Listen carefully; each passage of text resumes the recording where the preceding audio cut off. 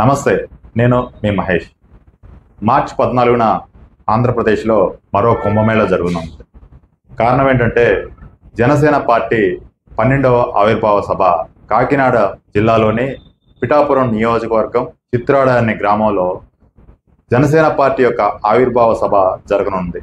అయితే జనసేన పార్టీ పెట్టిన తర్వాత పవన్ కళ్యాణ్ పోటీ చేసిన 2 చోట్ల ఓడిపోయిన తర్వాత ఆయన్ని అసెంబ్లీ కాదు కదా, గేటు కూడా తాకనేమని చెప్పి శపథాలు చేసిన సందర్భం అయితే ఉంది.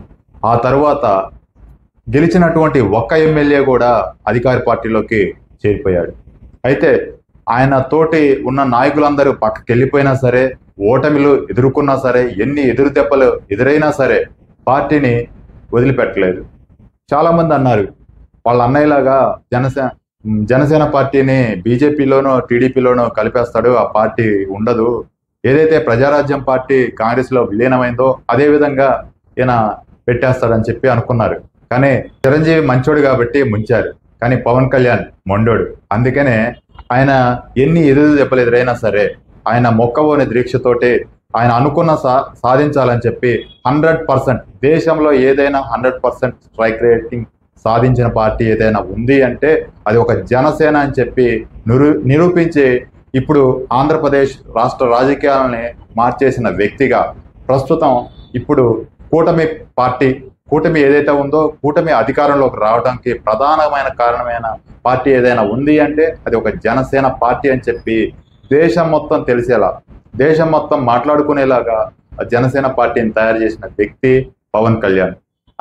ఆయన సిద్ధాంతం కూడా ఒక కామన్ మ్యాన్ని రబ్బర్ చెప్పులు వేసుకున్నోడితోటి రాజకీయం చేస్తారని చెప్పి ఏనాడైతే చెప్పాడో ఆయన అనుకున్న విధంగా ఒక కామన్ మ్యాన్ రాజకీయాల గురించి మాట్లాడే స్థాయికి తీసుకొచ్చాడు అంటే అది ఒక పవన్ కళ్యాణ్కే, ఒక జనసేన పార్టీకే సాధ్యమైంది. ఎందుకంటే ఈ రోజుల్లో రాజకీయం చేయాలంటే డబ్బులు సంచులు ఉండాలి, చాలా ధనికుడైతేనే రాజకీయాల్లోకి రావచ్చు. కానీ ఒక సామాన్యుడు కూడా రాజకీయం చేయగలడు, సామాన్యుడిచే రాజకీయం చేపిస్తానని అన్న మాట ప్రకారమే ఆయన అందరికీ సామాన్యులకి టికెట్ ఇచ్చాడు. చిత్రాడ అనే గ్రామంలో ఆవిర్భావ సభ ఏర్పాట్లు అయితే దాదాపుగా పూర్తయినాయి అని చెప్పుకోవాలి. అయితే సుమారు 15 లక్షల పైగా ఈ సభకి రావచ్చునని చెప్పి అంచనా కూడా వేస్తున్నారు. అయితే మొత్తం మీదుగా అక్కడ దాదాపు 10-15 రోజుల నుంచి ఈ యొక్క ఏర్పాట్లు అయితే చేస్తున్నారు. సుమారు 100 ఎకరాల్లో ఏర్పాట్లు అయితే చేస్తూ ఉన్నారు. దూరం అంటే రాష్ట్రాల నుంచే కాకుండా దేశాల నుంచి కూడా ఈ యొక్క ఆవిర్భావ సభకు వచ్చే అవకాశం ఉంది. అంటే దేశాలు దాటి కూడా ఈ జనసేన పార్టీ ఆవిర్భావ సభకు వచ్చే అవకాశం ఉన్న నేపథ్యంలో ఇక్కడ ఏర్పాట్లు కూడా పెద్ద స్థాయిలోనే జరుగుతూ ఉన్నాయి. అయితే వచ్చినటువంటి అభిమానులకు కావచ్చు, కార్యకర్తలకు కావచ్చు, వీర మహిళలు అందరికీ కూడా ఎటువంటి హాని జరగకుండా, ఎటువంటి ఇబ్బంది జరగకుండా ముందస్తుగా జాగ్రత్తలు తీసుకున్నారు. సుమారు 1600 పైగా ఇక్కడ పోలీసు బలగాలతోటి మొత్తం కూడా అక్కడ జాగ్రత్తలు అయితే తీసుకున్నారు. దానికి సంబంధించినటువంటి అన్ని ఏర్పాట్లు కూడా తీసుకున్నారు. అయితే జనసేన పార్టీ యొక్క ఆవిర్భావ సభ ఒక పెద్ద సంచలనంగా అయితే మారిందని చెప్పుకోవచ్చు. దేశం మొత్తం కూడా రేపు హోలీ పండుగలు ఒకవైపు జరుపుతూ ఉంటే, అయితే మొత్తంగా చూస్తే మొన్న కుంభమేళా ఏదైతే ఉందో ఇప్పుడు ఆంధ్రప్రదేశ్లో మరో కుంభమేళాగా జనసేన ఆవిర్భావ సభ జరగనుందని చెప్పి చాలా మంది కూడా మాట్లాడుతున్న సందర్భం అయితే ఉంది. అయితే మొత్తంగా కూడా ఇప్పుడు అందరు పరుగులు ఆంధ్రప్రదేశ్ వైపే తిరుగుతూ ఉన్నాయి. అయితే ఎక్కడ చూసినా బస్సులు, ట్రైన్స్ అన్నీ కూడా ఇప్పుడు మొత్తం కూడా పిఠాపురం వైపే చూస్తూ ఉన్నాయి. ఆయన అధికారంలో లేనప్పుడు దాదాపుగా జరిగిన సభలన్నిటికీ కూడా లక్షలాదిగా జనమైతే వచ్చారు. ప్రతి సభలోనూ ఆయన మాట్లాడిన మాటలు ఆసక్తిగా దేశం మొత్తం కూడా వినేవాళ్ళు. కానీ అధికారంలోకి వచ్చిన తర్వాత ప్రజెంట్ ఆయన 5 శాఖలు మంత్రిగా నిర్వర్తిస్తున్నారు. ఈ నేపథ్యంలో సుమారు 250 మంది గెస్టులు కూడా రాబోతా ఉన్నారు. ప్రతిపక్షాల నుంచి కూడా ఈ పార్టీలో జాయిన్ అయ్యే అవకాశం చాలా మంది ఉంది. ఈ నేపథ్యంలో ఆయన ఎటువంటి నిర్ణయాలు తీసుకుంటారు, ఏం మాట్లాడతారు అనే విషయాలు కూడా చాలా మంది ఆసక్తిగా అయితే ఎదురు చూస్తూ ఉన్నారు.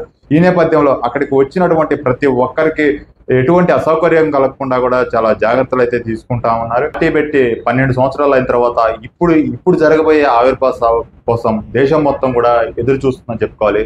ఎందుకంటే ఇప్పుడు ఆయన అధికారంలో ఉన్నాడు, ప్లస్ ఆయన డిప్యూటీ సీఎంగా ఉన్నాడు, పిఠాపురం నియోజకవర్గ ఎమ్మెల్యేగా, 5 శాఖలకు మంత్రిగా, డిప్యూటీ సీఎం స్థాయిలో ఉన్నారు. అయితే ఇప్పుడు జరుగుతున్న పరిణామాలు కూడా మనం చూస్తా ఉన్నాం. రోజు కూడా ఆంధ్రప్రదేశ్లో అదే గతంలో ఏదైతే పవన్ కళ్యాణ్ గారిని ఇబ్బంది పెట్టిన వ్యక్తులు ఎవరైతే ఉన్నారో వాళ్ళందరి మీద ఇప్పుడు అరెస్టులు జరుగుతా ఉన్నాయి. ఈ నేపథ్యం అంతా ఒకవైపు ఉంది. అయితే ఇప్పుడు రాబోయే రోజుల్లో ఏం జరగబోతా ఉంది, భవిష్యత్తులో జనసేన పార్టీ స్టెప్ ఏం తీసుకోబోతా ఉంది జరగబోయే మీటింగ్లో అయితే మనం తెలుసుకునే అవకాశం ఉంది. అయితే ఈ నేపథ్యంలో సభకు పెద్ద ఎత్తున కూడా జనం రాబోతా ఉన్న నేపథ్యంలో ఏర్పాట్లు కూడా పెద్ద ఎత్తున చేస్తా ఉన్నారు. భారీ బందోబస్తుని కూడా ఏర్పాటు చేశారు. అయితే ఈ సభ సక్సెస్ అవ్వాలని మనం కూడా కోరుకుందాం. మరొకసారి మన ప్రేక్షకులందరికీ కూడా హోలీ శుభాకాంక్షలు. సెలవు.